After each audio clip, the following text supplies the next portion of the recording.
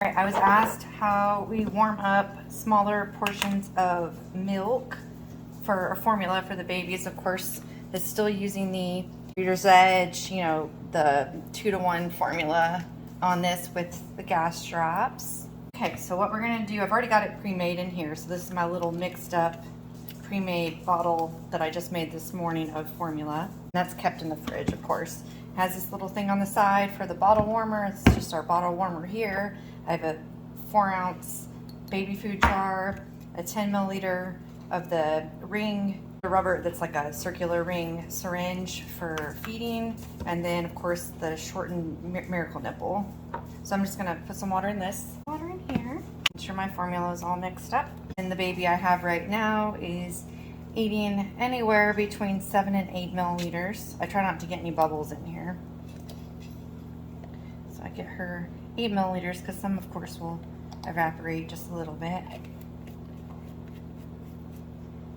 And then what I'm going to do is I'm going to push the air out of the tip of it to make sure, you know, we don't have any extra air gases going into her belly. And then I just put it into my glass jar. Glass jars are great because they heat up really, really well. I'm going to put the rest of my formula back in the fridge. Light is on and the water is starting to heat up and boil underneath it.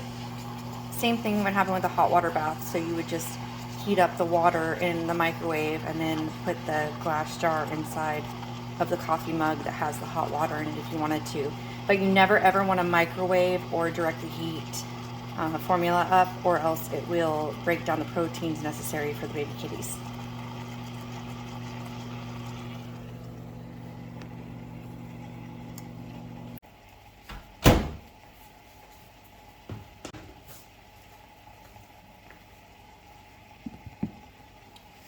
All right, what I'm doing now is I'm just kind of moving this around, shaking it around, and seeing if it's warmed up yet, and it is. We want it to be about 100 degrees.